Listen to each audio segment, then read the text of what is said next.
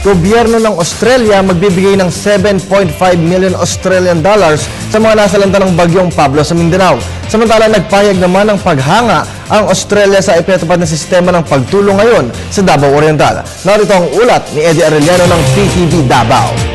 Bumisita ang delegado ng Australian Government at World Food Program upang magbigay tulong sa mga nasalantang biktima ng bagyong si Pablo. Sa briefing na isinagawa ng provincial government ukol sa sistema ng pagbibigay ng relief assistance sa mga biktima sa tatlong bayan, ang pagsalarawan sa mga tourist destinations noon na nasira ngayon, maging ang programa sa pagbangon, humanga si Geoff King ng Australian Aid at nangakong ibigay kaagad ang halagang 7.5 million Australian dollars upang makatulong sa patuloy na relief operations. The Australian government announced that we've increased our aid from 5 million dollars to 7.3 million Australian dollars, which is over 300 million pesos. We're going to channel that aid into food, shelter, health, and livelihoods to try and assist with the repercussions from this disaster. Si World Food Program Delegate Stephen Anderson naman ay nangakong kanilang ipatupad ang kanilang Food for Work program. We can support, for example, immediately the debris clearing in some areas with food for work or some ways of or even cash for work, but it really will depend on the plans of government.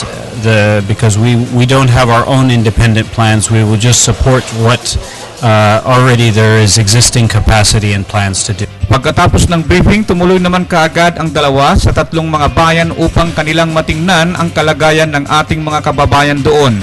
Samantala, dumating din kaninang umaga si Valenzuela Mayor Win Gatchalian upang naman ng kanyang tulong. Humanga din si Gatchalian sa ipinakitang katatagan ng gobernador ng lalawigan. Full attention. Nung nangyari sa amin yan sa Manila, halos ganit parang sitwasyon po sa amin, no? Although this is really larger in scope in terms of land area. Kaya nakita ko si Gov, no, managed to organize, no, importante organize ito. All the local governments, all the assets, no, including the military. Nakita ko na pati yung distribution ng pagkain and shelter ay maayos. Kaya natutuwa ako na talagang she's on top of things.